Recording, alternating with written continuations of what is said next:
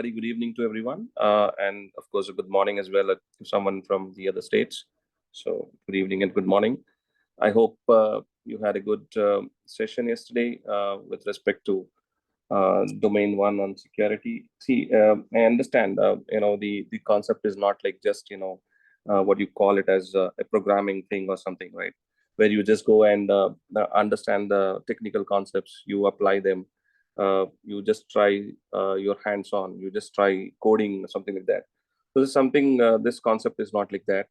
It's more of theory and conceptualization, where you have to understand the different aspects of cybersecurity, which is where we are trying to put our best efforts to give you the you know very little examples, easy examples, so that you understand and you correlate this to the cybersecurity, the real time of the real examples of cybersecurity.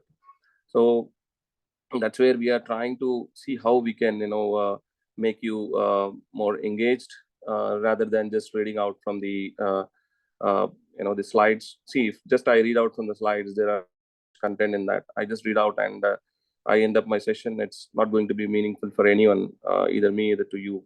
So it's just that I came, I did a session for the sake of doing it. So I don't want to do that. So that's the reason I'm trying my best to use the white paper and make you guys aware what is this all about. When you say what is threat, what you need to aware of the threat, what is vulnerability, how you can basically relate to time, and then how you can basically relate it back to the cybersecurity language. So that's where I'm giving my best to kind of give you a understanding on that. So please bear with me. I'm doing my best. If there is something that you still want to understand, or if you have not understood, as Mahmoud said, you can always drop in into the chat. We will try to get back to you as soon as possible. We are trying to create an email ID, specifically for this, so that all the queries are shooted there, and then we have some time. We'll go through them and we'll answer it. So that's how we are taking the steps to kind of help you out um, in this journey of your exam. So with that, I would just give a quick recap. So we had domain one yesterday, right? So these are the topics that we discussed yesterday, right? So we have understood about the security principles, basically the confidentiality, integrity, and availability, where we said how uh, is all about, how you ensure that only the authorized people are getting access to the information, unauthorized people are kept away from your data, so that that information is not breached, right? There is no breach of confidentiality that happens, where the attacker is trying to gain into your systems and trying to take away your confidential data, that is resulting in a breach of confidentiality. So we understood about that. We understood about integrity, how we ensure that data from one point to other point, when it is moving, how it is in a same state, it goes from point one to point B, right? So how the data is maintained in a trustworthiness, right? So that's something we learned about. And we also looked at availability, how availability is a critical factor of cybersecurity, which is where we are trying to address that. How you are basically getting the information whenever you are requesting it. For, like, as you are a user, as a business user, you are trying to access some website, or you're trying to access some business application in your day-to-day activities. Those applications are available to you as and when you require, right? So the cybersecurity team is always protecting this availability, where they are trying to see if someone is trying to make a DOS. It's a distributed uh, you know uh, it's an attack basically that will compromise the availability of the system. It's a denial of service attack, basically, when someone is trying to compromise your availability. So we have learned about a bit about availability also.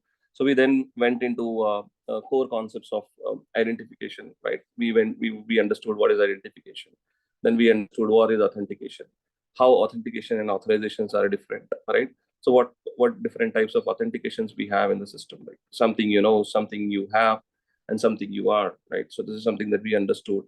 And then we understood some of the concepts of basic concepts of non-repudiation and repudiation. Then we understood a bit on the privacy as well, where we talked about a bit of PII information, that's personally identifiable information, and how that needs to be protected as part of cybersecurity, practice, why it is important as well.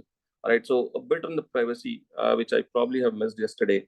So there are stringent laws, with respect to privacy. There is a with respect to different countries. So, for example, you go to European countries, there is a GDPR, which very focused on privacy of individuals, how the information has to be protected, how the information has to be processed, how the information has to be stored securely when it is being used by the any of the organizations. So recently in India also there is a DPDP Act 2023 which has been launched, which has been kind of finalized, and we'll also have some good traction on privacy in India as well, where the requirement for data protection officers will definitely take a boom on that, where we have seen recently this bill getting approved in the parliament. So that's something, a good news on privacy for all of us within the India, right? And then we also looked at risk management. How do we, what is the risk? Basically, we understand the risk, and then we understood the risk management aspects of risk management. What is risk? Basically, we understood what is threat, what is vulnerability, what is asset in an organization, and then we went ahead with discussing about the risk topics, like what are the different responses that you can do when a risk you have seen a risk in the organization. Like you say, risk treatment, like you have risk mitigation, you have risk avoidance, you have risk transfer, then you have risk uh, I just forgot that. So yeah, so we have understood about risks as well, and then we went into the controls as well, where we understood the technical controls, administrative, and physical controls. And one topic that we have missed yesterday, I actually wanted to leave it up to all of you to understand the IC to code of ethics, where you are supposed to go, understand and get back to me if you have any points there. But I don't think so. It's just like you have to remember them. There is no need to understand or something. You just understand and remember them. They are quite testable in exam. And we also understood about the policies, procedures, standards, and guidelines within the domain one. So this this sum up the security domain one. I will move to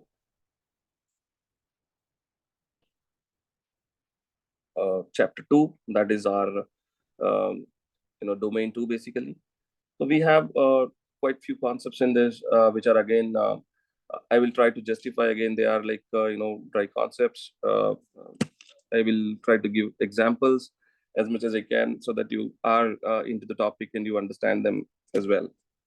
Right. So we have something called incident response. We have business continuity and disaster recovery concepts. So these are very critical in terms of when you have a cyber practice running. So these are something that will help you from recovering fastly from any of the incidents or any of the disasters that are happening, right? Due to any of the aspects, right? So this is something that we try to understand here in this. So this is the agenda for today. And we will understand what is incident response, IR. We generally call it as IR. So it's incident response. Then we have business continuity plan, how you basically run your business in a disaster, in an event of disaster. How do you continue your business with a minimal or with a critical, things running? Of course, when a disaster hits, you will not be able to run everything, but you will be able to, you need to plan in such a way that you are running, your business, even though when there is a disaster that has happened. So business continuity needs to be ensured so that the availability is, there always. And then also we will try to understand about disaster recovery, which is a sub part of a business continuity plan. Business continuity plan is a bigger version of a bigger plan, and then disaster recovery is a kind of, I would say, subset of that, where we try to show, where we try to see how we recover from an incident or recover from a disaster if there is something that happened. What are the steps that we need to take? How do we ensure that we have the right backups? What kind of backups? What kind of strategies that we need to take into consideration when we are discussing about disaster recovery. So this is something that we are going to cover as part of today's topic. Yeah, with that I will start.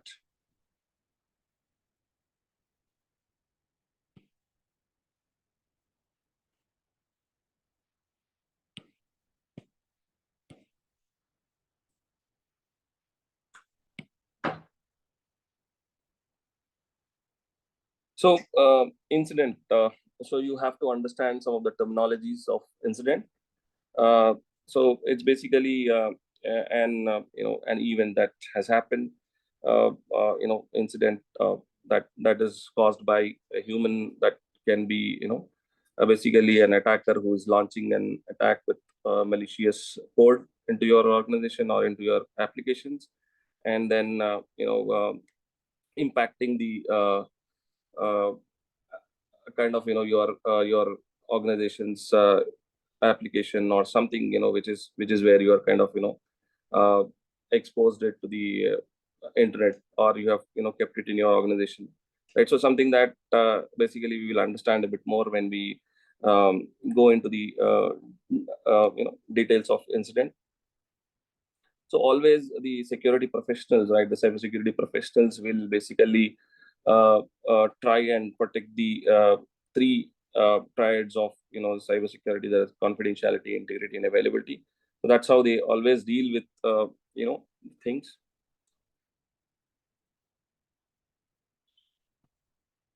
So these are some terminologies that we have to be understanding. So one is that breach, right? So yesterday we have understood about the confidentiality, and then we said that if some unauthorized person is trying to access the data, or trying to steal our data, right, within from our servers or from our application. So this is something is called as a breach, a loss of control, a compromise, right? Unauthorized disclosure. Basically, a person who's not authorized to access the information has got into your system, and he is disclosing the data, or he is taking the data back with him, right? So this is something is called as a breach, where could result into a potential incident as well, right? So, and exploit. So you need to understand about a bit of exploit as well. So exploit is something, a kind of a tool, or a kind of uh, how I would say, a code, a piece of code will be used by an attacker to kind of gain the access, or basically exploit a vulnerability, right? Say, for example, yesterday we understood that there are different types of vulnerabilities, which are nothing but weakness, right? So in order to exploit that, or kind of compromise, or kind of get into that vulnerability, right, he will be using some kind of tools. Say, for example, if we take it in real time, right, um, in our general life also, say for example, a thief is there who's trying to kind of uh, break into the house. He will basically using the some of the tools, right? He might use a blade, or he might use something to kind of get into the house. So basically he'll try to break that. So it's kind of exploit that he'll be taking, and then he will be getting into the house, or by breaking the clock. So the exploit is something that, in terms of application, or in terms of our digital world, basically it could be a piece of code, it could be a sequence of steps he will take, a sequence of commands to exploit basically a vulnerability, which is a, and how to break that, and then get into your system. So this is how the exploit is all about. And event. So event is something that is just an thing that has happened into the system, right?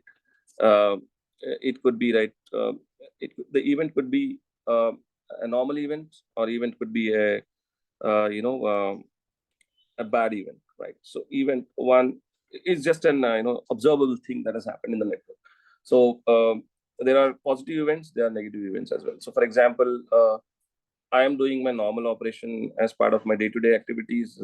There's observed as normal events. If someone is doing an adverse activities, right?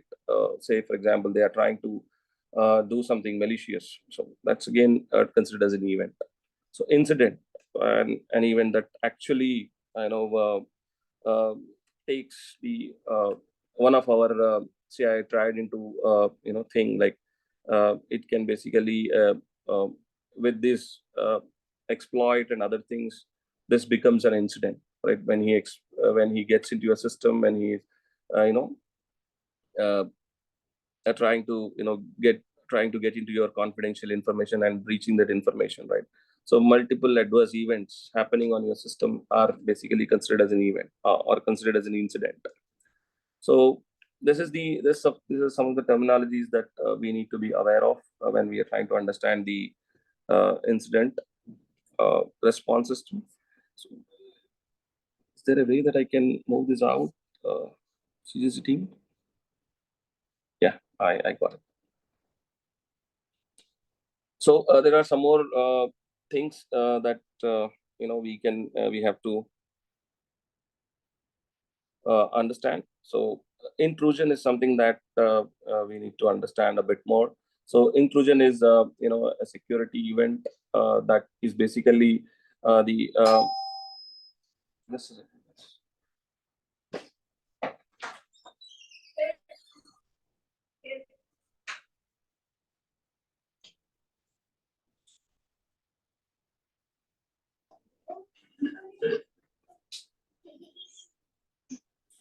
Sorry about it.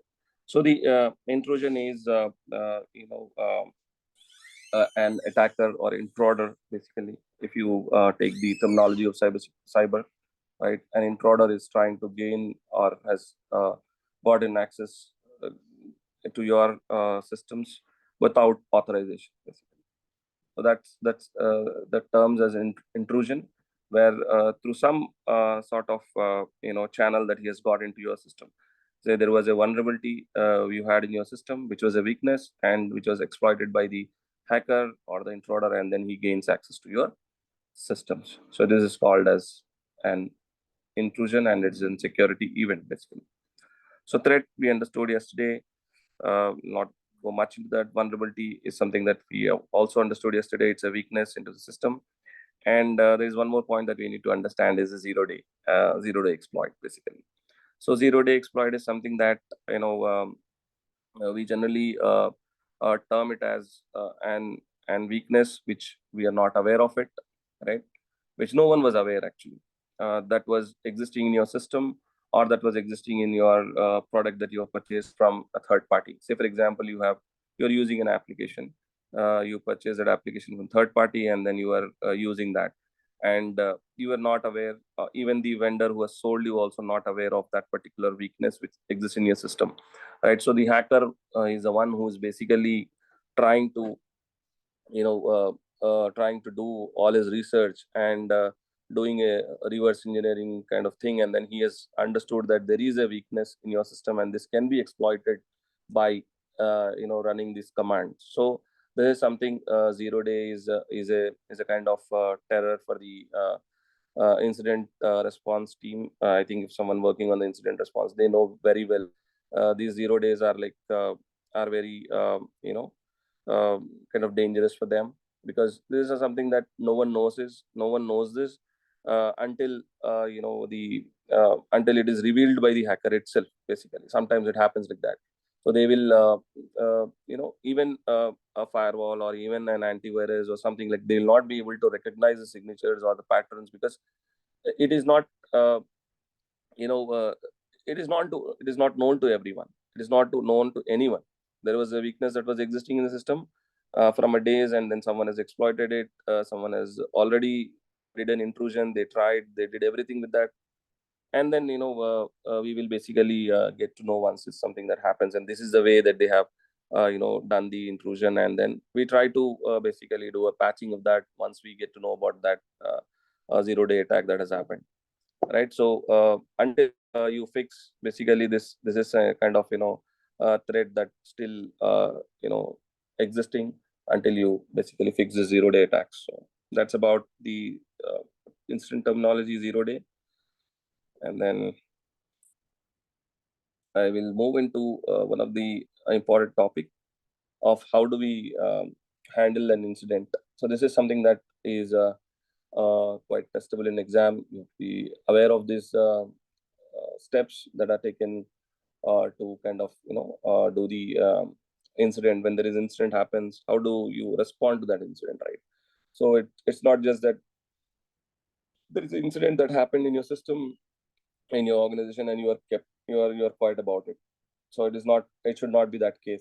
So the case should be basically, you should have an incident response team who's already who is there, and who is basically doing a kind of, around the clock uh, analyses on that particular, systems, and they are ready to handle any incident that has come in, right? So this is the different stages that we do as part of the incident. So we have something, preparation is basically, again, how do you have, it's all like, it's a plan, right? So you have to have all your things in place, like your incident response team. You need to uh, make your staff aware of how incident, you need to handle the incident. How do you, it's all about planning basically, right? So you identify the roles and responsibilities, who is going to do what, who is going to do what they are going to handle if in case of, the incident that has happened, how that is communicated to the stakeholders, who is going to communicate. So everyone is not going to communicate to the stakeholder. Say for example, there is an incident that happens, right? So everyone in the organization will not come up and say that there is an incident that has happened, so please bear with us. No. So there is a proper plan. There is a proper preparation will be done by the incident response team, where all this, will be basically approved by the senior management. As I said, the involvement of senior management will be heavy in terms of in these areas. So where they will have a set of people who are only responsible to communicate, who will be communicating in the fashion they're supposed to, inform things once there is an incident. So this all goes as part of the preparation activities. uh, Something that if I have to tell you explicitly, yeah, also, we also identify what needs to be protected in terms of, critical data. See, not everything is not required to protect, which is not, critical, which is like, not in confidential in nature, which is public in nature, needs not to be protected, but which is confidential, and which is having a, adverse impact if it is going to be, breached, right? So we need to identify the critical data and systems. Say for example, there is a system which is 24/7, and it is um, serving all your customers for a purpose of, an app, for purpose of some application, or in the form of a banking, domain, right? In a banking application for you, right? So those are the critical things that needs to be basically protected, and those needs to be kind of, included as part of the incident response.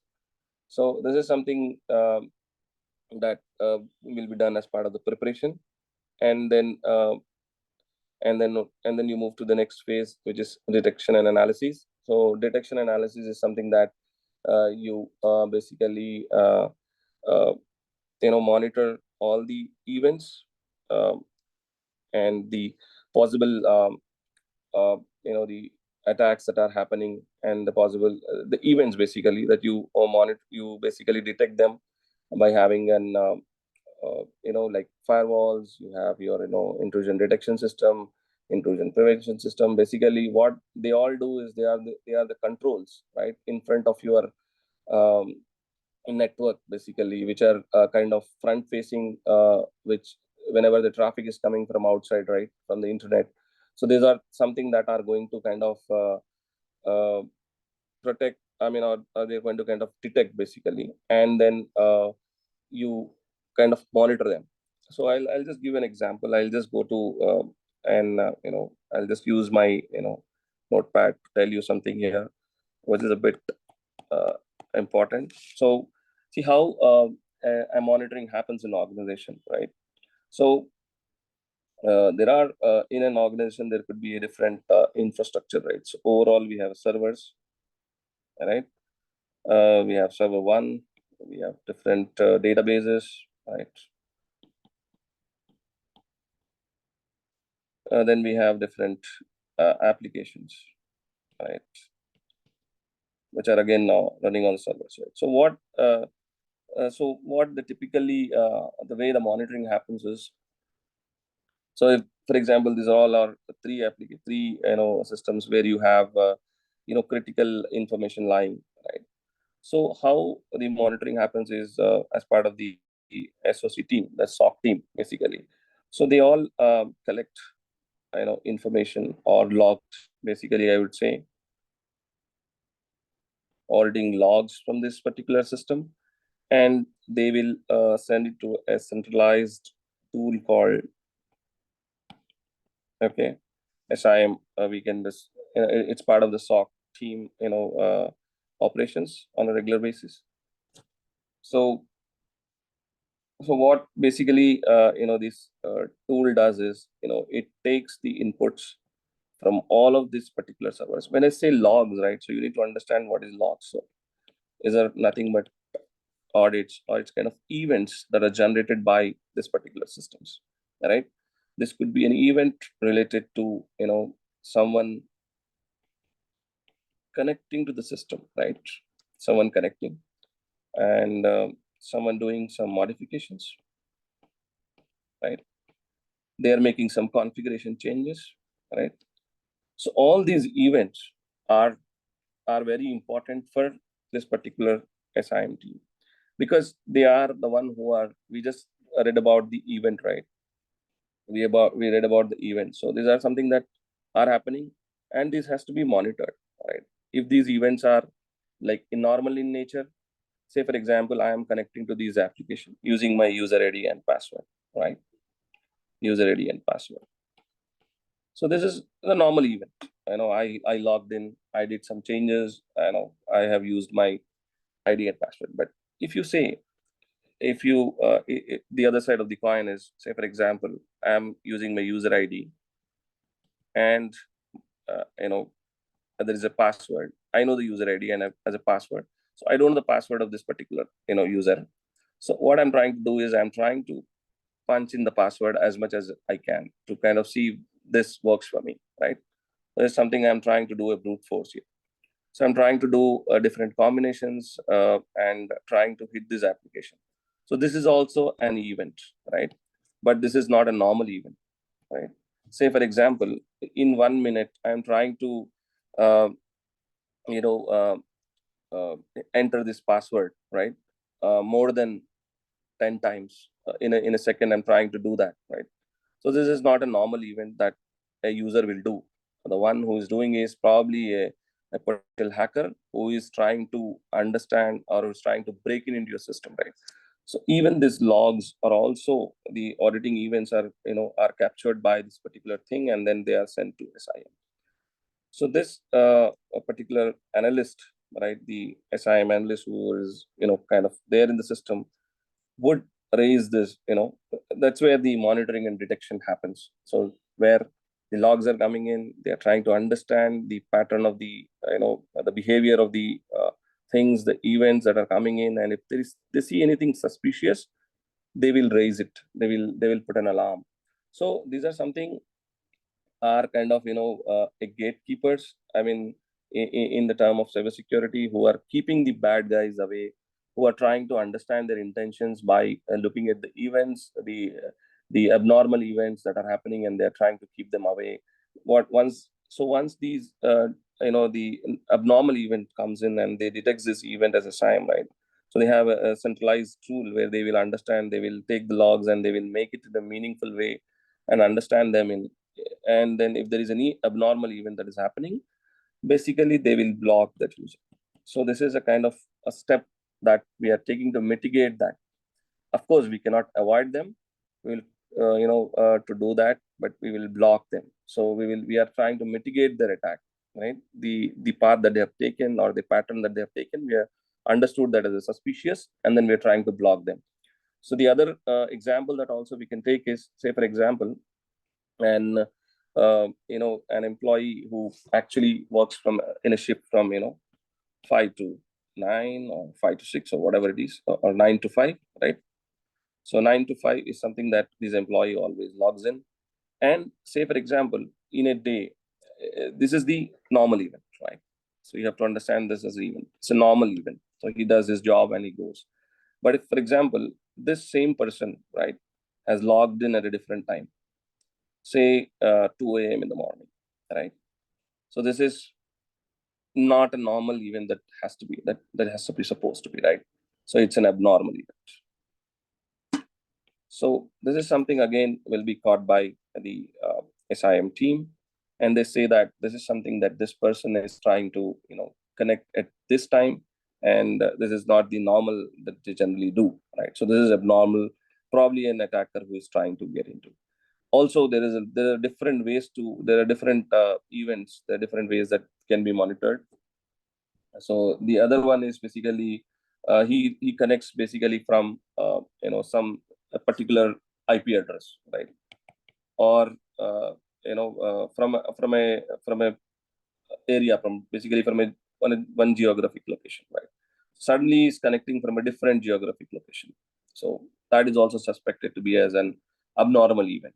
And then the list goes on. I'm just trying to give you some perspective of what exactly is about the detection and other things. What the analysis will be done as part of the cybersecurity. So that's the you know thing. We'll just get back to the slide. So this is the detection analysis, where also once the instance they see the instance, they prioritize and they look at it, and then once they see that there's an incident that has happened, so basically now the rush is to contain that, right? Rather than fixing it, is to contain that. Say for example, there are like you have 10 servers in your organization which are very critical, and one of them got compromised or one of them got attacked, right? So now the job of the incident response team who's sitting there is not to kind of immediate response, is to kind of contain that and ensure that that is something that is not spreading across to others before you do a recovery. So if you start getting into the recovery, you say that no, I'll recover from the incident that has happened. No, that will not work, because you have to contain that. You have to stop spreading to the laterally to the other systems as well. So if one is affected, you contain that, ensure that it is not moving to 2, 3, 4, 5, the different servers that you have, right? So you contain that, and then you basically see that you can uh, kind of mitigate that attack that is happening. And then once you do the containment, you say that this affected system, I have basically removed it from the probably I would say in removing it from the network, or getting it to a separate isolation stage, saying that you know it's basically breaking the chain of attack that is happening. That's where you can see a point called isolate the attack. So once you isolate the attack, you will go ahead and remediate it. So remediation is basically, say for example, there was a vulnerability within your system which you are not aware of it, just like a zero-day attack, right? So you do a remediation by applying suitable controls. Say for example, there was a patch that was released. When I say patch, again, in terms of cybersecurity, right? So how we can understand. So there is a Windows system, right? So you probably have seen something called patches, right? So these are regularly released by the Windows, Microsoft. You also seen the Android systems, right? Android phones. You have your phones, right? So Android phones, which are also kind of having. You also seen that regularly there is a patch that is coming on your system. Forcing you to upgrade your mobiles to ensure that you are on the latest operating system, the latest and the greatest operating system that they have released. The reason behind that is there could be some vulnerability which was exploited, or which has been known to them, and they want to fix that particular thing, right? So to fix that particular vulnerability, they will release a patch. Patch is nothing but an updated version, which is going to kind of close the vulnerability, right? So that is kind of patch they will release. So these are steps that they will take. Basically, the incident response team will take to remediate it. So say for example, you have 10 servers, right? S1 and S2, S10. You have 10 servers, right? So this was the one which was impacted, and then this was isolated from network, and they have patched the system. So this is basically fixed.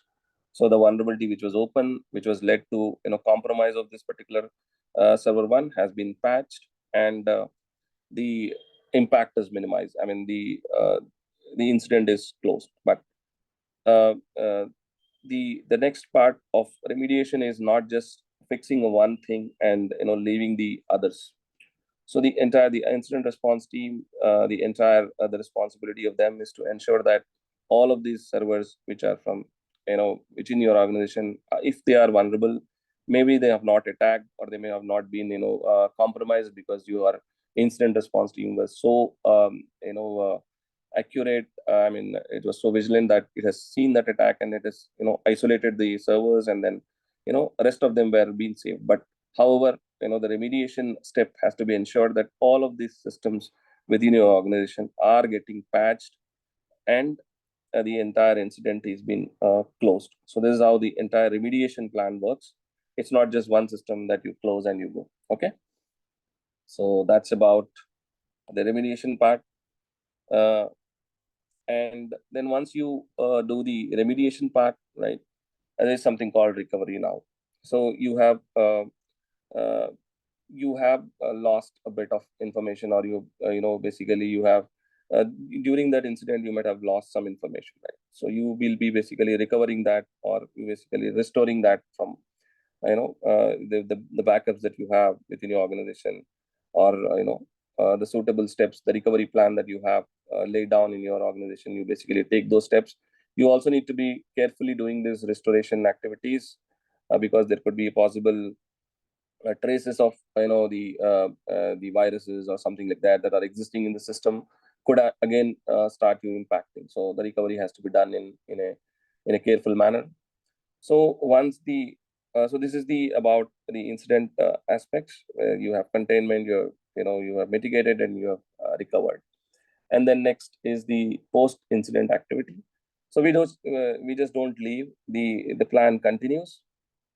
It's not that you just recovered from incident and you go home, right? So it's something that you basically document that, do a reporting of that, right? You see what exactly was happened behind this incident, why this has happened, who's responsible. I mean, not to just kind of pinpoint or something like that. It's more basically to understand what went wrong. Is it something that user has clicked some phishing email link or something that has led to this incident, right? So that you can basically go back and give an awareness to the users. Say for example, it was the incident, the responsible person was a kind of end user who has clicked an malicious link, and then the all this led to an incident, right? So we will understand the phishing and social engineering attacks in our last domain, but just giving you a perspective of what all an incident can do. So once this incident happens, and then you document it, you report it, and then you basically document them as a lessons learned, right? So this cannot be ignored. There's no way that you just say that we have recovered and we will not be able to face this. We are not going to face this incident again, right? So this is something that are being taken as a lessons learned in the organization, and then uh, and this will be a kind of reference for the incident response team who is working on the incident, and this will be taken as a step forward to kind of see if similar things are coming up, and then they are there to kind of take an action immediately. So they also do a root cause analysis, a detailed root cause analysis, how and what and when this has happened, so that again to contain or to kind of mitigate this in future. There's all the ideas about that. And this is retrospective in nature. When I say retrospective, it is basically not that just one time activity. It goes on. The detection analysis goes on always, and there is a 24/7 team, SOC team, which is called as a Security Operations Center. This is basically are going to kind of ensure that these are not These are in a day-to-day activities. These are not just one-time activities when you come only when there is an incident. No, you are there to kind of detect them on in an early stages before it becomes a credible attack into the organization. So that is something they do detect. They are kind of the uh, I would say the first level responders who will basically look at the uh, logs and they analyze. So there is a quite big opportunity, I would say, on the job front for the job seekers, especially on the SOC side, Security Operations Center, right? So there are like a lot of tools which are available in the market, like Splunk, and I would say Curadar. There are a lot of tools within the organization. I mean, from the vendors, different vendors, right, who are basically offering their technology to kind of do this detection analysis. So there is a lot of scope, a lot of opportunities that are there in this area. You can definitely explore and see if you get into a learning of this such tools, and then you get into a uh, you know you apply for interviews and then you get into a job. So this is something that one of the good and prominent area has been, every organization has to have this for sure, to have their incidents monitored on a regular basis, and actions are taken before it becomes an adverse things, right? So this is about all about the incident response. So I would say we can take a quick break, right, of 10 minutes, and then we can come back. We will cover a couple of more topics, the BCP and DR, which could be a little dry, but I will see how I can help you out in that. Yeah. So I'll just keep it on mute.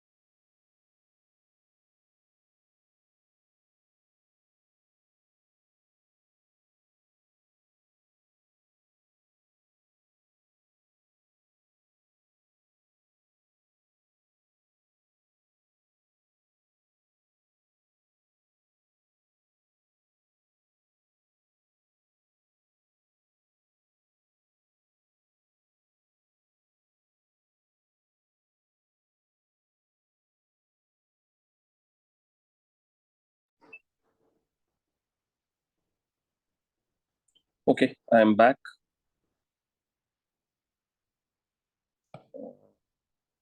If everyone is also back, please just give a thumbs up or something, or you raise your hands so that I can understand.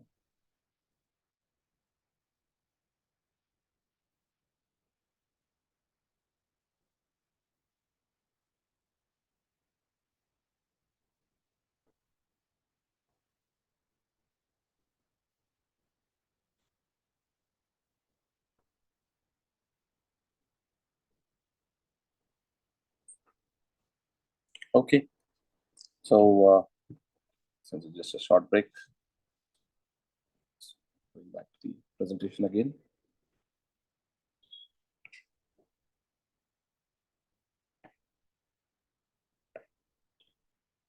So we have to understand a bit about something called the business continuity plan.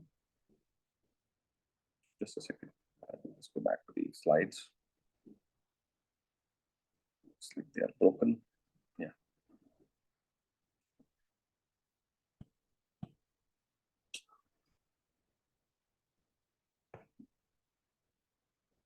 Okay. I'm back. Yeah. So there is one more important module that we have as part of the domain two is business continuity plan. So the name itself indicates a bit of its the task, what exactly it is going to do. So this is something called continuing your business, right? In terms when you hit a disaster. So basically there is an event that has happened, and then you have to ensure that your business is continued. Say for example, right? If we hit by a natural disaster, right? Say for example, we see the floods, the floods that are coming, and then we are hit by that, right? So in general also, right? Not in the space of cybersecurity, that is something that everyone has. I mean, the organizations still do, but in general also we also do as a normal person also we also do something called business continuity plan as well. We also have something, you know, like for example, if we hit by a disaster, right? So there is something that we have a flooded water across, around our house, and then what we do basically at that time is, right, we will see, during that time of during that event, right, what we do is basically we try to see what minimal things that are there with us that we can survive with that, right? So it is not that, it's basically we look for a water, a food, right? The two things that are required for us to survive for a couple of days till that we get to the normal, when the normalcy is restored, right? So we do ensure that we have the food and we have basic things ready with us so that we are going to face this kind of things and we still continue to survive in case of any event of disaster. So we don't expect everything to be there in that case. Like, we don't expect the power to be there and we have our televisions to be running and then we, sit the normal way, the way we behave regularly, right? So this is something, the adoption of business continuity is not just in the organization level, it's at the our personal, our day-to-day life as well. So that's how we can relate the business continuity of organization to our daily life as well. So when it comes to the organization level, right?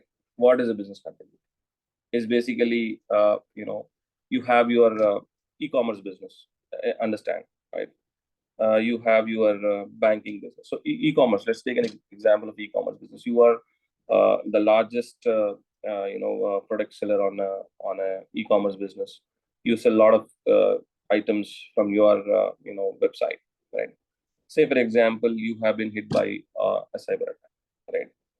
So you need to have a plan in your at your side, the business continuity plan at your side, stating that during this particular incidents, right, what is the minimum that I will, take into consideration, right? What is critical to me so that I don't lose my business at the same point of time and I still continue to work not as normal, but as much as you can, till the the normal thing has come into picture, right? So you identify those critical things of your particular organization, and you say that these are part of my BCP plan. Okay, if there is a disaster that comes in, hits me, this is something that I want to keep them running. So there are different strategies that you take for that. Say, for example, you are into a city of earthquakes, right? And you have been hitting by earthquakes now and then, right? So what you do is basically you have your strategy that one of my redundant site, one of my office location, right? Apart from this area, it will be in also some other area which is not as prone for earthquakes. It is miles away from this particular city, right? So this way you are basically trying to ensure that your critical assets, your critical applications, your e-commerce application is running, though in case of there is a disaster that has happened at your site one, right? So this is something that you include as part of your business continuity, and you continue to function as normal as until you recover entirely from that particular disaster. So this is all business continuity plan talks in general, and it goes on. There are different plans under that. So we will so if you just go about reading this particular thing which is given in the module, it will be difficult for us to discuss because this is, again, as I said, it's a dry topic. So I have I list down some important topics which are there. Definitely, I'll give you this content as well, which will help you to understand and read. But if we spend time, this is not going to help us much. So I have some notes with me, which I just prepared before the call. So I will just go through that. So there are, so this is the definition of BCP, business continuity plan, the process of creating a long-term or strategic business plan, policies and procedures for continued operations after a disruptive event. Right. So this is all you plan as part of your business continuity plan. It's an entire plan where you set everything there. You have done your analyses, everything. Then you come up with this plan, saying that if there is a disruptive event, how I will run my business, though in that scenarios. Okay. So you have something called crisis and communication plan. All right. So there are different plans that BCP will have. So one of that plan is called a crisis and communication plan. So basically, how when a disaster hits, right? When there is an incident or something happens, right? It's not just communicated, by everyone, as I said. So it has to be internally and externally to the stakeholders and internally to the employees. Will basically or even to the press, right? So if the organization is very high level, the organization has got a huge impact, right? So they have a proper communication team who is basically going to talk about what is you know going to happen, what is the disaster, how we are basically taken steps to recover from that, or how we are continuing. So this is something that will be done by the crisis communication team, who is particularly responsible for dealing with things. So again, here the senior management is involved. They also effectively communicate to the press as well, to the media, electronic media, or whatever it is, saying that we are here and this is how we are planning to recover from things. So everyone is not allowed to talk to the press or the other things. There is something called a scoop, is continuity of operations plan, how we keep operating in a disaster. As I said, right, this plan talks about the entire things, and how our operations will be functional during a disaster. So this is something will be documented as part of the continuity operations plan. It's something that you have to understand and you have to remember. And there is also a cyber incident response plan. So the incident response plan, the disaster recovery plan are all the part of BCP, are all kind of sub plans, I would say, which are attached to a bigger plan called BCP. Okay. So we have how do we respond to the cyber incidents, right? So this is entirely defined in your cyber incident plan. How you handle your incidents, how you recover from your incident, what procedures did you follow, what kind of steps you follow when you respond to an incident. So this is how about the cyber incident plan. Then as an occupant emergency plan, basically, how do you conduct your drills, your fire drills, right? There are some fire drills you have seen in your, in the business, in the organizations where they run the fire drills. So they're all part of the BCP. They try and execute these plans. They test them on a periodic basis, and they ensure that these plans are these drills are conducted on a regular basis, so that if there is something that happens in a real time, then people are prepared to take appropriate steps, right? So business recovery plan, right? So how you recover from a business, how you recover from your how you recover your business from the adverse impact that you had. How do you restore it to normal, right? And how do you basically function after you have been hit by a disaster.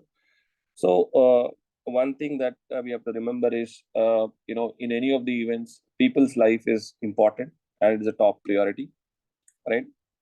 Any critical data, any critical server, all are all comes at second, right? People's life is important. That is something that will be taken as a top priority. So if there is a fire in, for example, if there is a fire in the data center, right? When I say data center, I'm just telling for the people who are new to the IT. So data center is where you have all your servers, all your firewalls, all your infrastructure basically set up in that area, where you have specific security requirements for that.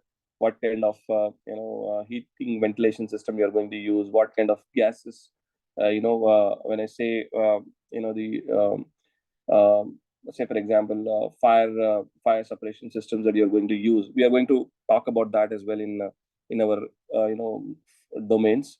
So because we also deal about the physical security as well, the data center security as well. So what I'm trying to say here is, say for example, there is a data center fire. So at that time, there might be the critical in your servers. There is a critical there in your servers, right? But still, right, the people's life is very important.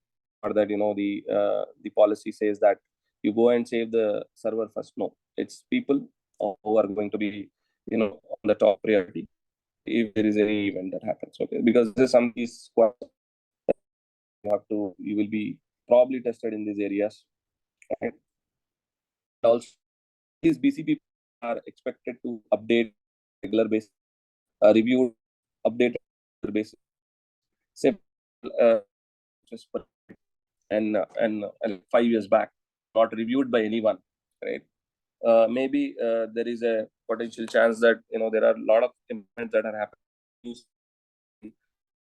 Critical servers have been added into your organization, and you have not updated your BCP plan, then again you are at risk, because that is an older plan and you are not aware of what has happened in the previous years, and then that has to be updated and discussed and updated with the system for every at least 12 months at a time, and then you basically update that plan, right? And there is some references that you can look for this particular frameworks.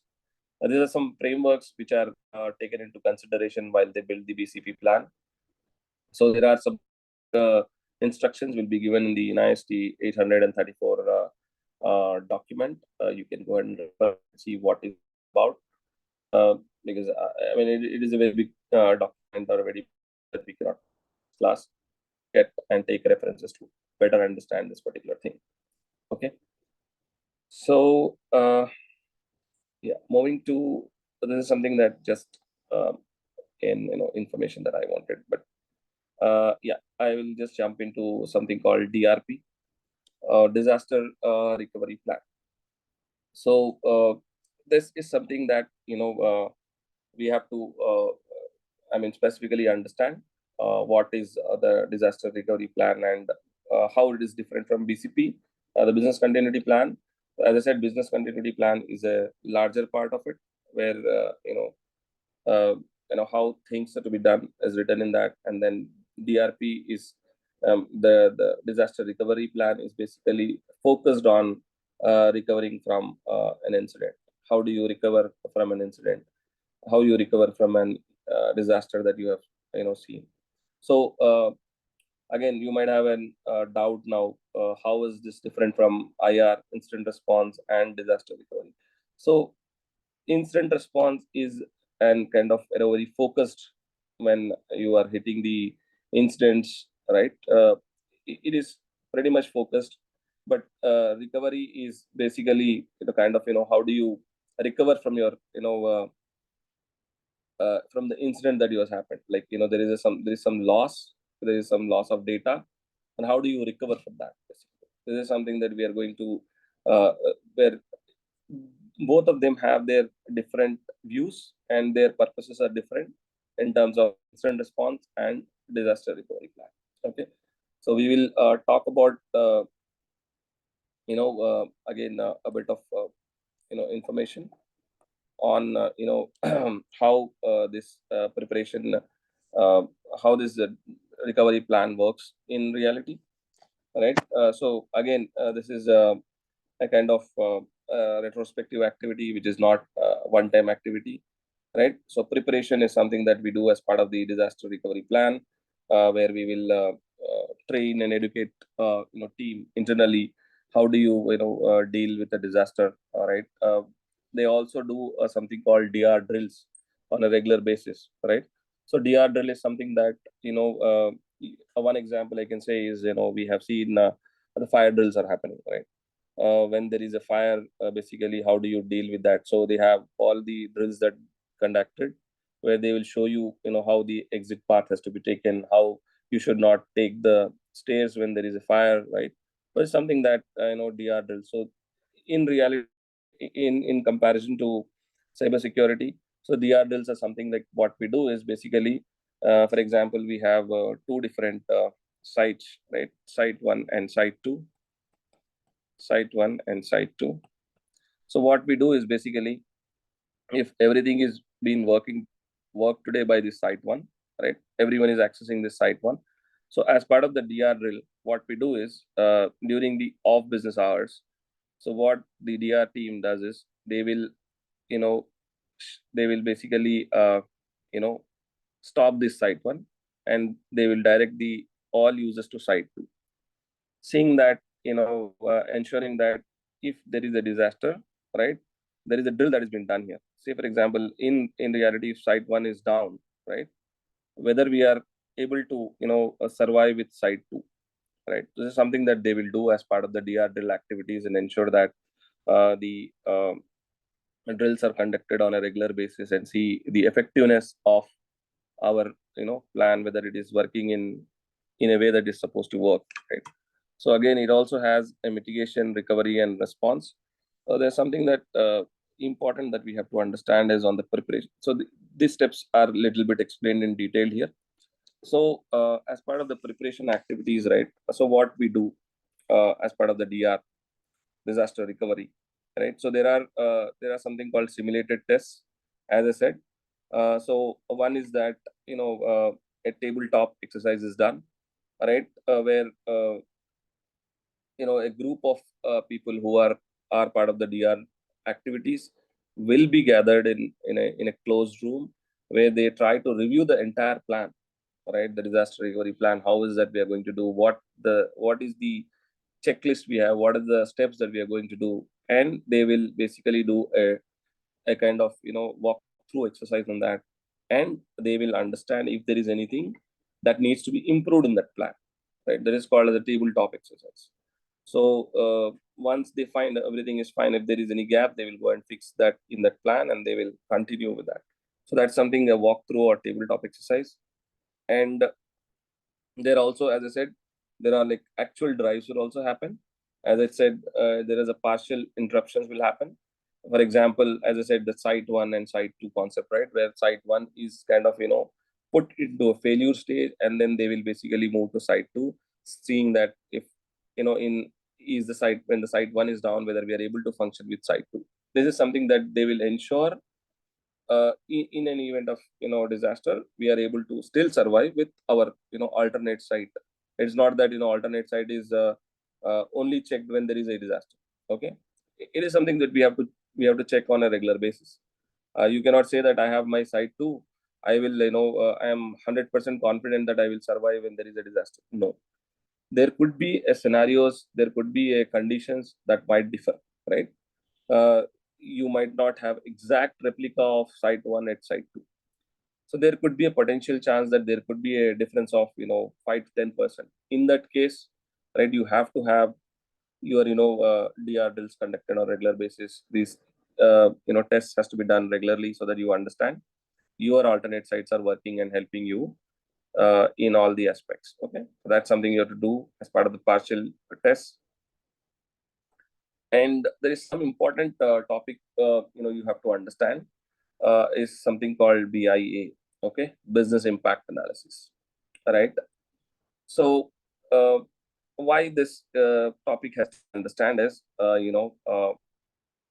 what uh, what will the impact that you have, right? So basis this particular business impact analysis, right, you are going to understand your strategy. I mean, you are going to plan your strategy in terms of having the disaster recovery, right? So I will get into that in a later, but we need to understand some of the important concepts like which are basically asked in exam. And I know these are like kind of trying, I mean, difficult to understand, but I'm trying my best to give you a information on this. So we have something called uh, recovery point objective in a business impact analysis. So what business impact analysis does is it identifies critical and non-critical assets in the organization. And one of the topic is called as recovery point objective. Okay. So what we say when we say what I have just an example for that as well. I will just go to that.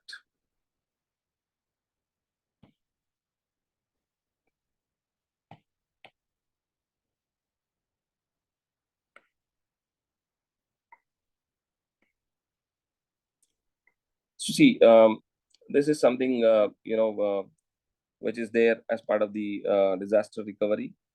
So these are so these are the this is the information that you need to understand about recovery point of objective.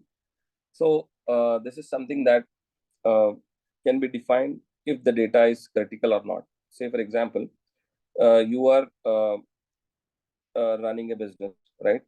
Which is say for example, and you are in healthcare industry, right, where you have all your patient records as part of the database. Okay, all the information of every patient, right, that comes into the organization, come to the hospital, are stored in the database. And the recovery point objective here talks about how, I mean, how basically you can you know how I should say, you have written some notes here.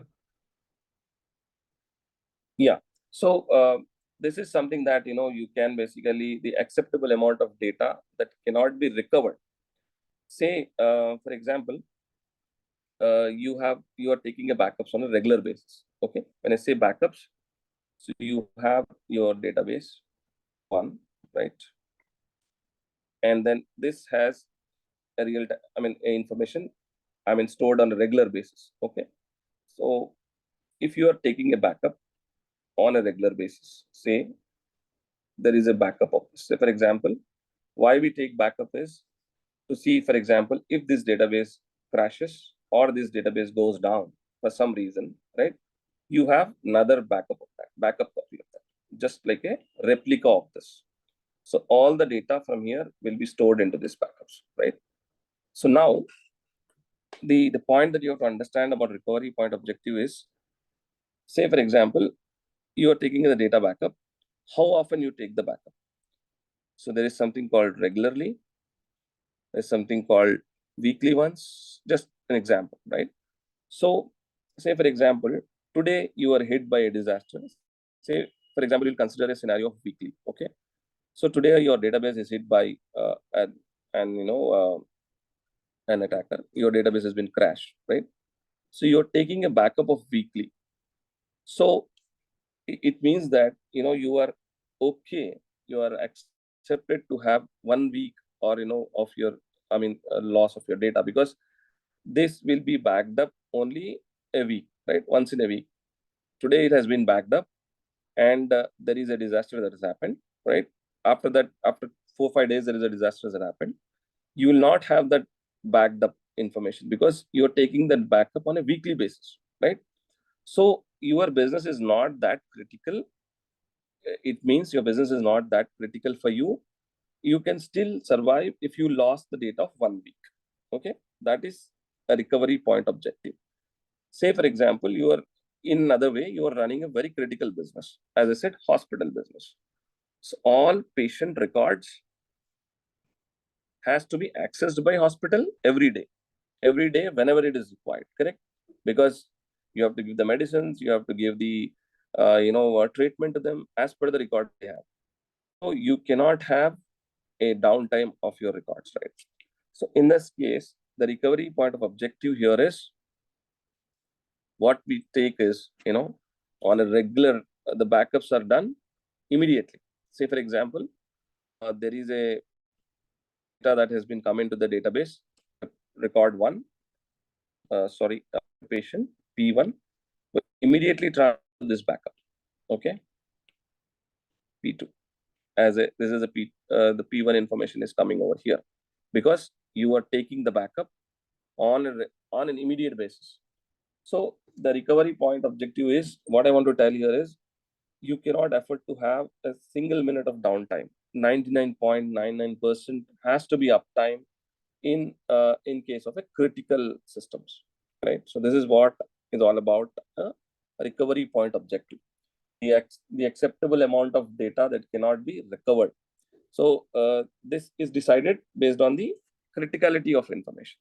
So non-critical, I would say, like, okay, we will take the backup once in a week. We'll take the backup once in a month. It's okay for me. If the I have taken a backup today, and after that till 1 month I will not take the backup. If there is any disaster that happened after 15 days, I will lose the data of 15 days. Or I will, if it is happened on 29th day, I will lose the data of a complete 29 days, right? Because I've not taken the backups. So my recovery point objective is that. Okay. I know it is quite difficult, because even we at the CSP level also have some have challenges in understanding these dry topics, but it is the thing that you have to understand. We will we'll go with this. So that's the RTO, RPO you have to understand, and there's something called as I said, see, the critical data RPO cannot be zero for the patient records, as I said. So the other one is that you have to understand is about MTD, max tolerable downtime. So this is all about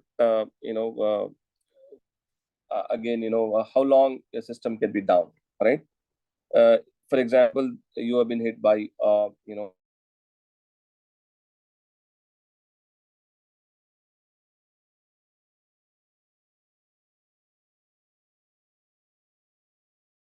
will be the disaster, my business, my application available, right?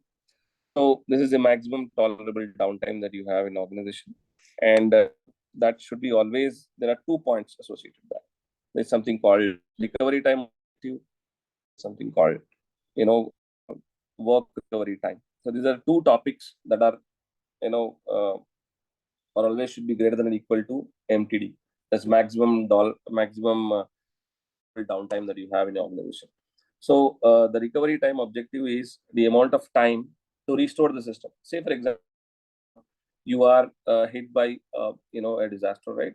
So in uh, you are going to take in order to restore your systems, your hardware, your infrastructure, or you've been hit by an earthquake, and you have to have the how much time that you're going to take in terms of uh, restoring to the normal when you're bringing back your hardware, right? There's something about RTO, and WRT is related to the recovery time that you are going to take in terms of how much time you're going to take in terms of configuring the system to the backup, configuring the system to the recovery stage. Say for example, uh, you have your hardware ready, you have your servers ready. How much time you will take to configure them back? You load your operating systems, you do the configurations, you do all the steps to make them functional again, is something the work recovery time, which is loading the backups. You have a lot of information that was lost in your things. Then you do a work recovery time. So this is something called your maximal tolerable time is always depend on these two aspects. So there are more points that you need to understand. So there's something called mean time between failure. It's like how long a new or repaired system. So what is this is all about? Say for example, you have 10 hard drives. You have a hard drive in your system, right? Which is basically going to uh, function for 3 years, right? Example, right? So this is the maximum. Is a mean time between failure. Say for example, these aspects so that you can plan yourself, right? You can have your 3 years. You can basically review that plan, and then you can purchase your hard drives in advance, right?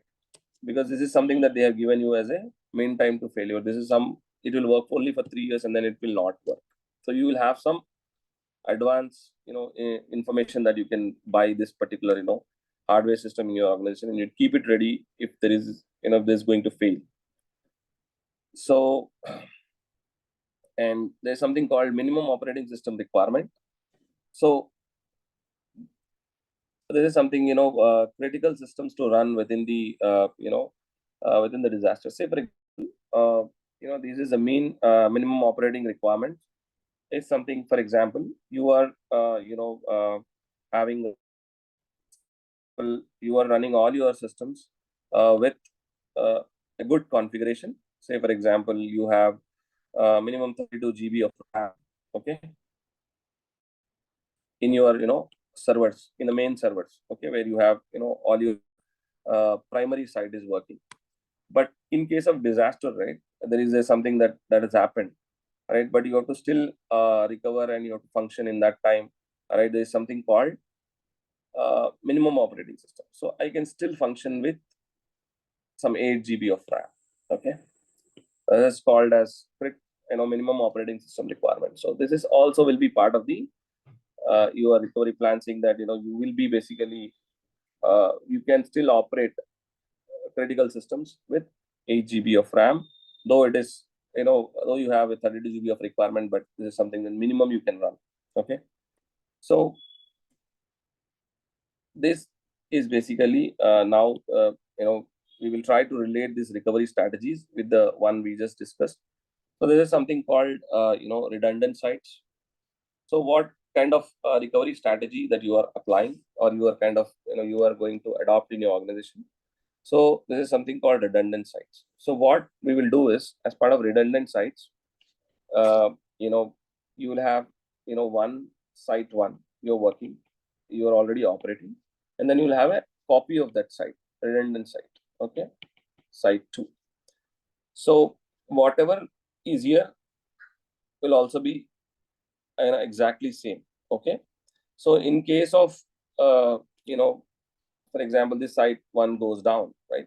You always have a redundant copy, you can go back to that, and then you are going to have your recovery point of objective, right? It's minimum, because you have a redundant copy of that. You don't need to kind of struggle a bit, because your systems are your business is very critical, and you are going to run your business even though there is a disaster. Say for example, you are hit by uh, you have a problem in your site one, and then you'll always can go back and shift to site two. right? So this is a redundant site. Is just exactly copy of your site one. Okay. And hot site, there are some things that you have to understand. There's something called hot site, there's something called warm site, there's something called cold site, there is something called reciprocal sites, and then cloud site. I will just give you an example of each of them. So hot sites are basically similar to redundant, but they can only house a critical applications. So these are like or like high in cost. So when I say hot site, they are again similar to the redundant sites, but they function very less. I mean, they can function only with critical applications. They are not as equivalent to as redundant copies. Okay, there's something called a warm site. Okay, similar to hot site, but not with real data nor real time data. Okay, so what happens is so these are when we talk about sites, right? So these are nothing but could be a data centers, or could be a your organizational data that has been moved to uh, one place to another place within the sites. So basically, there's a warm site will have the entire infrastructure over there, but it will not have any data. Okay, so it will have the so how a data center will look like is, right? So if this is a data center,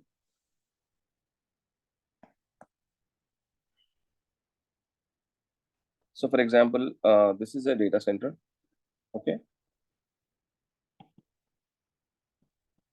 where you have all your servers, right? So within this data center, right, you will have servers, all your servers which are located here, and then you'll this servers will function if you have proper electricity, right? Your proper HVAC, that is heating and ventilation system, and then you have your internet connection, right? So all these aspects have to be taken into consideration. So this is how these are the minimum things that are required for your data center to up and run, right? All your server one, server two will be part of this particular thing. So this is something that's called as a site. Okay, let's assume this is a site. So we were just discussing about the redundant site, right? So since my data is very critical, I will adopt the strategy of a redundant site. So I will just have a site created in a different place with the similar configurations that I have now. Okay, that is a redundant copy. So now if we just discuss about hot site, right? Hot site will be same. Say for example, we'll have everything as a data center, right? But it will host only critical applications, critical servers, to which my business can run. Okay, this is something called as hot site. It will also have a data. Okay, a data also will be there. Within this also a data will be there. Same thing in the redundant side also, we had the data, we had the servers, we had the configuration, everything. In the hot site also we have a data, but it will have only critical applications. Okay, say for example, I have to move tomorrow from my primary site to backup site for my critical applications. I can immediately move and lessen the impact of disaster. Okay, that's why the hot sites are maintained, the sites are maintained, the additional sites are maintained to work in in any disruptions. Something again, warm site, right? Warm site will have same thing like a data center as well for you, but it will not have any data. Okay, there is no data in that. There could be servers, right? But there is no data in that. So the recovery from the warm site is little bit delayed because you have servers, but you don't have data yet, right? So you need to basically get the data, copy it from your locations to this particular location, this particular warm site, and then you start functioning. So this could be an impact of a 1 week, say for example. Okay, This is how these sites are defined based on the concept that we understood, right? Recovery point of objective. This is how the sites are defined. If my site is very critical, I will go for hot site or redundant site. If my site is not critical, I will go for a warm site, because these are like, this comes with the cost. All these are things like, I'm maintaining one site and then I have to maintain a secondary site. Is just nothing but a cost for me, right? It's cost for an organization, correct? So this is something called warm site. There's something as called as a cold site. Okay, we just need to understand what is cold site.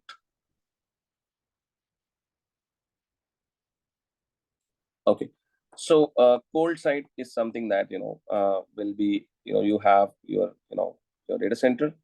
Okay, you'll have your connections and everything. You'll have your UPS. You'll have other controls, but you will not have any servers. Servers will not be there in this. No data. When there is no server, there is no data. Okay, so to recover, so the cold site, to recover from cold site will be, recovery will be like months, or could be weeks, could be could be 4 weeks, or could be 5 weeks, or something like that. Okay, so based on the recovery that you're doing. So when your when your recovery point objective is very high, now I don't care about my business, I don't have the business criticality, it's just that I will function when I'm able to restore, I will not create any business impact. Then the organization will go for a cold site, where they will for example, after weeks also, they will go back to that site. They will create their entire systems from the scratch, and then they will start to function from there. So this is called as a cold site. This is low in cost. Okay, this is low in cost. This is high in cost. High, everything high comes with the high cost, because you're having an exact replica. So this is something called and reciprocal site, which is nothing but what we do here is, say for example, your e-commerce business. Okay, e-commerce business, and there is another e-commerce business site. Okay, uh, which is owned by a different vendor. Okay, a different organization X, organization Y. Okay, he's also e-commerce, he also deals with the same dealing. So what the agreement does is, between both the parties is here is, they will say, hey, since you work on the same business lines, your legal requirements, your you know uh, uh, other requirements are very similar to me.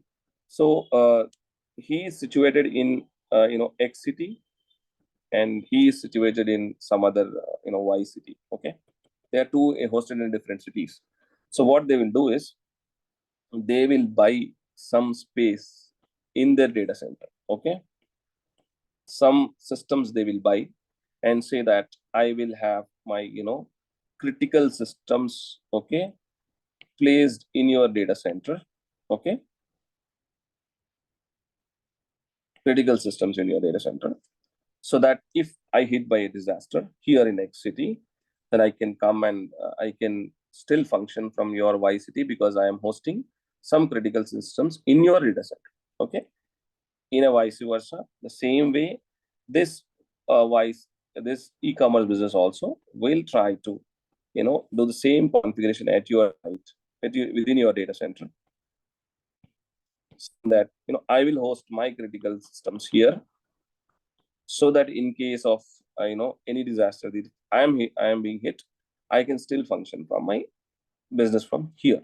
Okay, this is agreement, which is also kind of a cost effective, which is also kind of uh, because there's same lines of business, right? The same thing that is happening.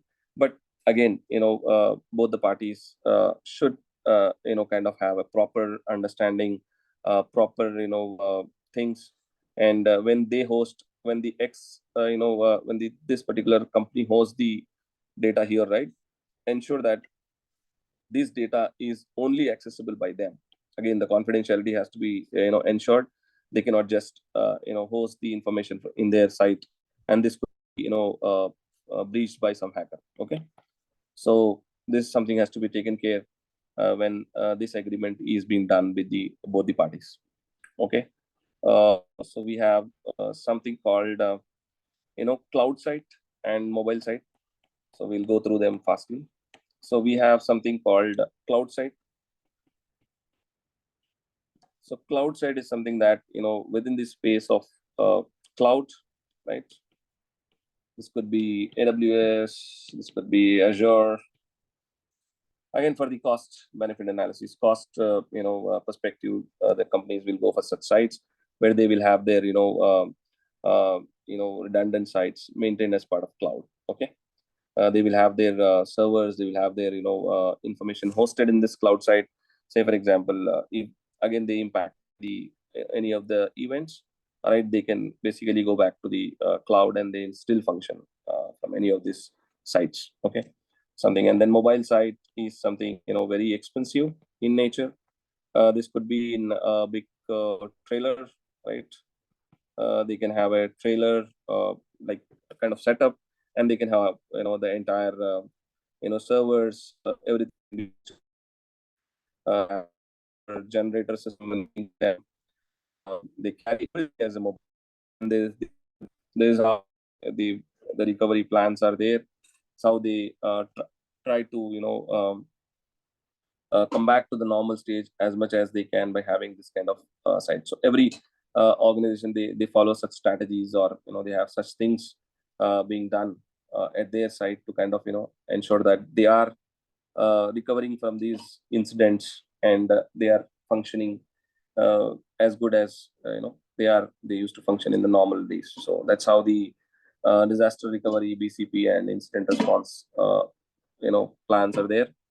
I know there's a lot of content I've discussed. I did try to justify the things, but however, you also have to go back and read concepts to understand better what we have discussed today. And if there's that you want, you can basically we can discuss again on these points which are not clear. So that's this particular the entire box talks about. You can go through the details on this. Okay. And the different sites that we have discussed. Okay. So for the, yeah, I have also something for you tomorrow that we are going to discuss. This is about domain 3. So we have something called on access controls. uh, we have you know and yeah, it's all about access controls. We have logical access controls, physical access controls. We will deal with a lot of information again. We are going to have, right, there's a lot of theory that are going to come into place. We will see how we can deal with it with most of the examples when we come to the access controls. Okay. So this is all about today's session, and I hope I was able to give you the information. uh, let's see if there is something that we can and there's something that I wanted to discuss with you guys, because yesterday we were not able to discuss on the questions. So let me just see if I can bring up some questions for you. Okay. There's something that I have put yesterday, but I could not discuss that.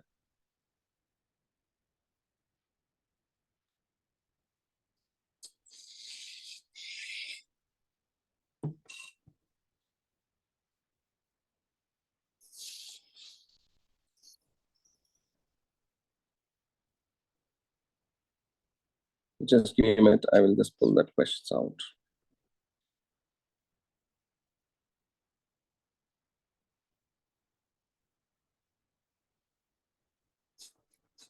Yeah. So you people can answer this on the chat. Okay. Okay. So yeah, we can start from the question 1. So what is authentication? What is authorization, and what is accountability? So you can basically type this into the chat boxes. Let me see what is that you've understood apart from this. And there's also one good question is there. if an attacker discloses the critical information from organization, what CIA triad pillar is affected? So you can, I think it's fairly simple. You can answer this. And the other question is, if the attacker disrupts the system for authorized users, what CIA pillar has been impacted? Sorry, I'll just go back. You can note these questions, you can answer them.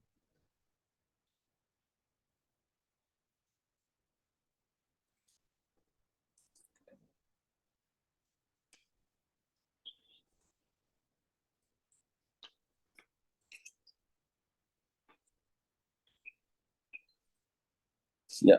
So if everyone has noted these questions and they are trying to answer, I'm more than happy if some explanation is required here. And there is something called, there's some more questions coming to your way. What is risk? Or define the risk. What is vulnerability? So can we completely eliminate the risk from organization?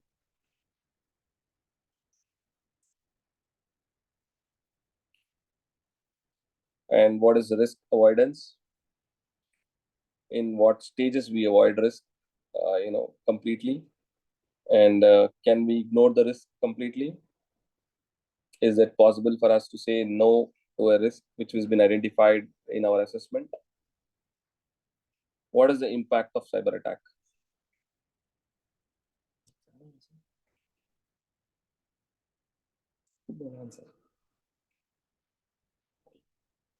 Yeah, so this is about a couple of more questions. I'm sorry.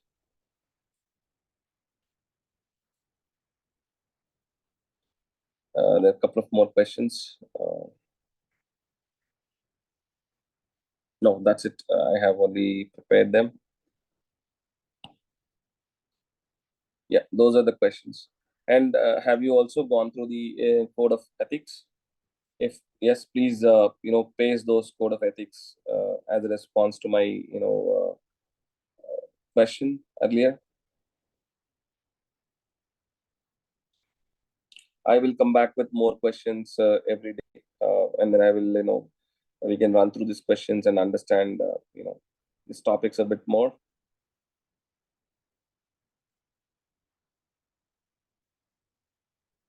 So with this, I will stop and see if there is any questions on the chat.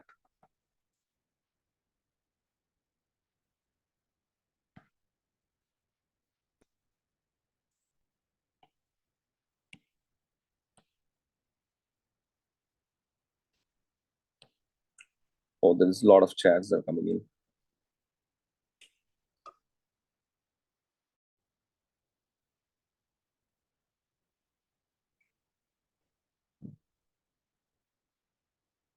I appreciate if people join with their names because people are joining with names, pseudonyms like XYZ.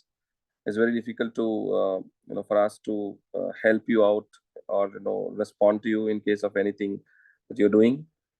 Right, and also I would like to convey special thanks to Mr. Abdullah, who is also part of this call, I believe, who is also joining the sessions. He is helping me to kind of prepare these presentations.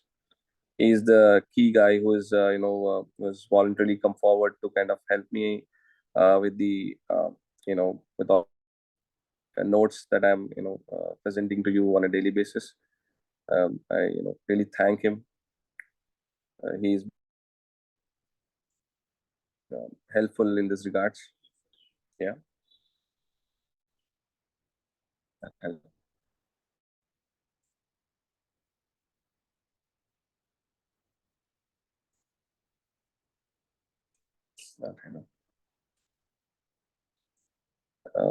Great to see the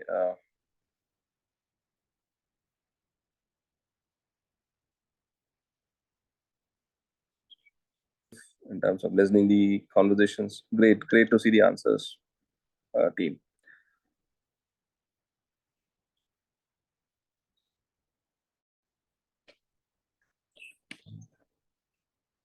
Yes, Shad, we will definitely share the PPT, but this will take some more time for us to fine tune the PPT because there's a lot of content in that. I need to fine tune it before we will give it to you. So please bear with us. Sometime we are fine tuning it. Authentication is like verifying of user identity or a process to ensure that what it claims to be. Great, Muzaffar Latif. Thank you for the answer. Um, and accountability, auditing, responsibility to take the ownership to put check on the data breaches and stoppage. Yeah, great side. Um, so someone say no, we cannot completely stop the risk. We can only control the risk. Great, Zainab. Excellent answer.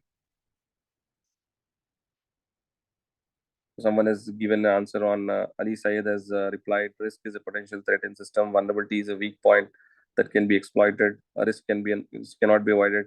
Perfect, Ali Syed. Wonderful answer. And Asma sister has replied, financial losses, data breaches, etc. Excellent. So Vikhar has given the responses on authentication, authorization, and accountability. Great, great to see the responses. Hold on a minute, please. Oh, sorry.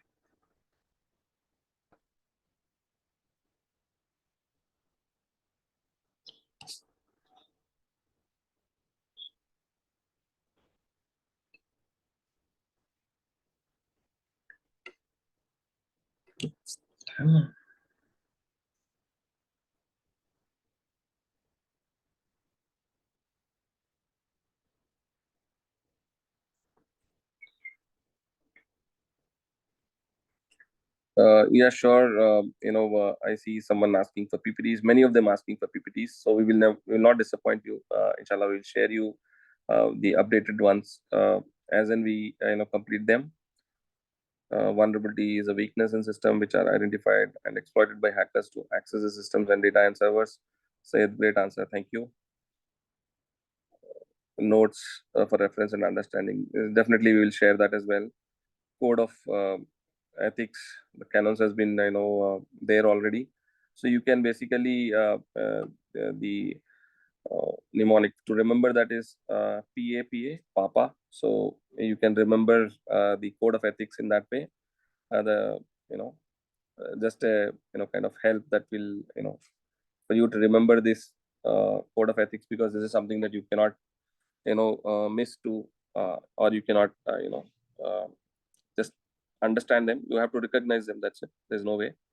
Risk is impact on assets based on their criticality. Yes.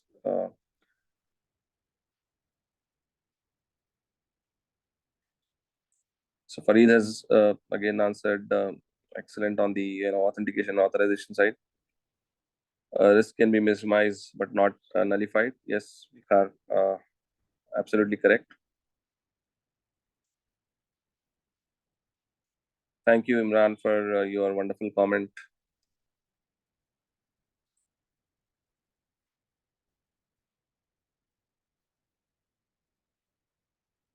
Yes, Sister Zainab, you have given the right answer on the authentication.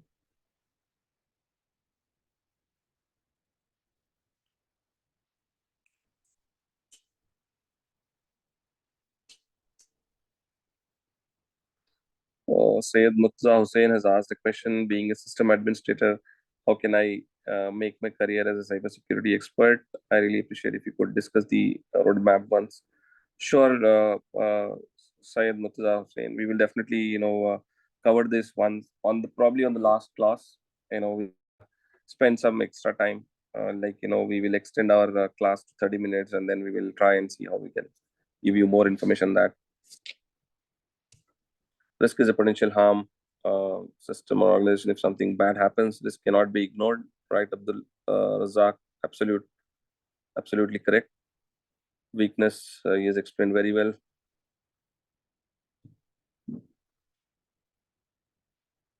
Yes, yes, we will get the notes as well. Everything we will give it to you.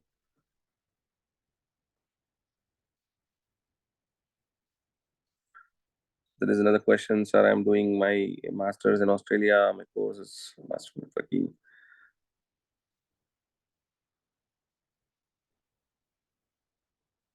Yeah, we will discuss on this. A lot of questions. What are the important cyber certificates professionals should consider obtaining to enhance their skills and career opportunities? Yes, Muzaffar Latif, we will also help you with that information. What are the available cybersecurity certifications across the different certification bodies? We have ISC2, one of the top. Then we have ISACA. Then we have EC Council. These are the three top. We're also, I mean, there are other bodies also, like CompTIA Plus is something offered by, I don't remember the certification body, but definitely we'll provide you the information. Risk are four solutions: mitigate, accept, reduce, and transfer. Absolutely great, Fareed Mohammed. Thank you for the answer. Sure, Shad. I will, send you some information on integrity. What is integrity is all about. I will give you some more details also when we, you know, send you the information.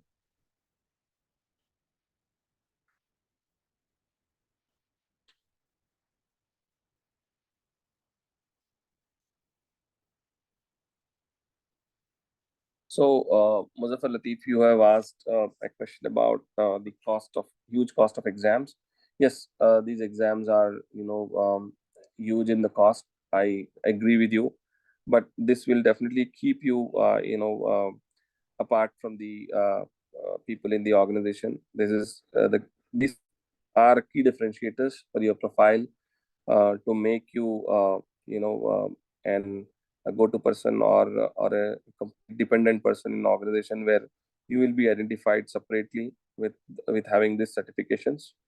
So I know they come with a huge cost, but they have their own importance. I hope you get my point. Process of verifying the identity of user. Yeah. Uh, Samyukta, thank you for providing the answer. Uh, Using the Canva is something that we felt it is an easy thing. We will Yeah, that's the reason we are using that. It's easy to for us to modify and share the information. That is the reason we are using that. Thank you, Usman Mohammed, for your wonderful comment on the session. Uh, Atif Khan, I'm not sure. You're saying that you don't see the chat. I think the messages are only visible to us, not to you. CGC team can clarify that.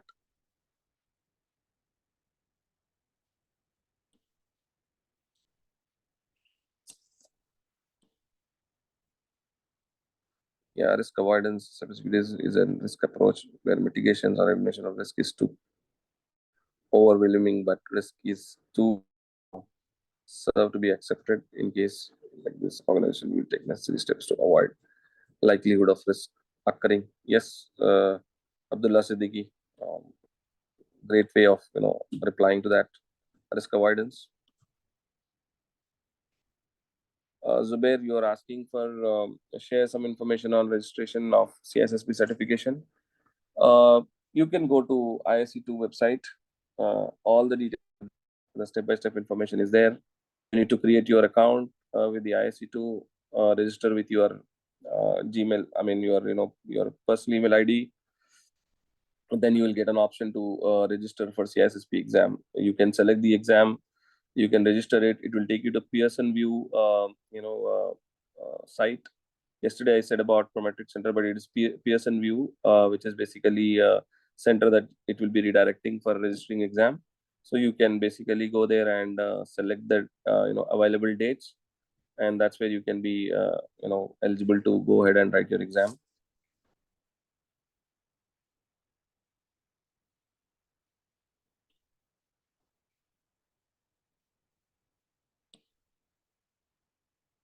Yes, the again the answer is to everyone that notes and PPTs will be shared for sure. Uh, Recorded sessions will be shared at the at the last, or once the sessions are completed.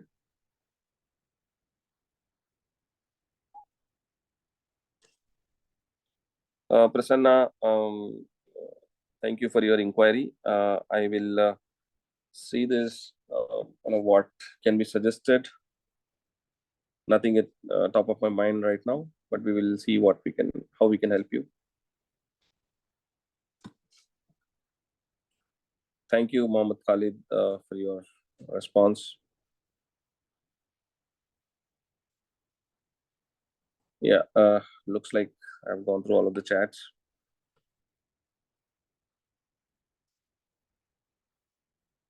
Thank you, team. It has been as I mean, wonderful day for me. You people have answered most of the queries that have been part of the questions.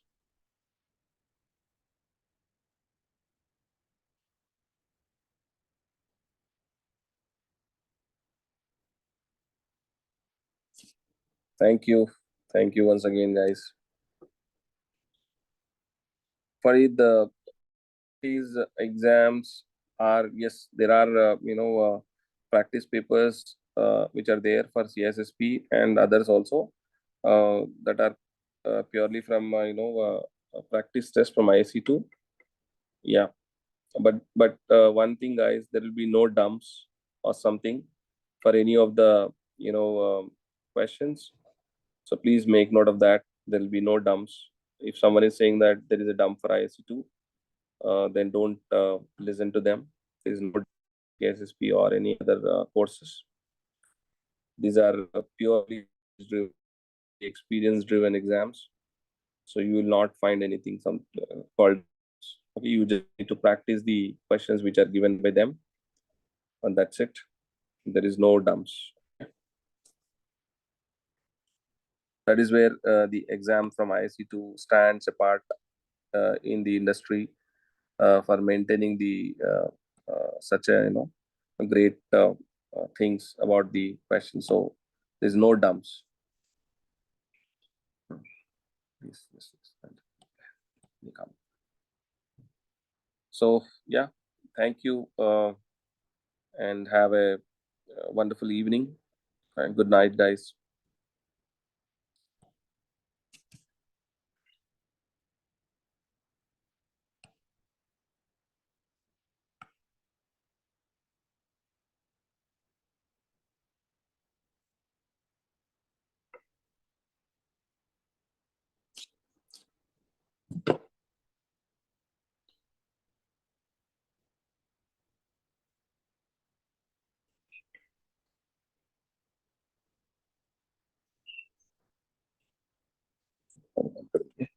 Yeah, thank you everyone for joining. See you tomorrow on time. Try to join on time so that we can have a good session and proper utilization of the time. Thank you everyone. Have a good evening. Evening. Thank you.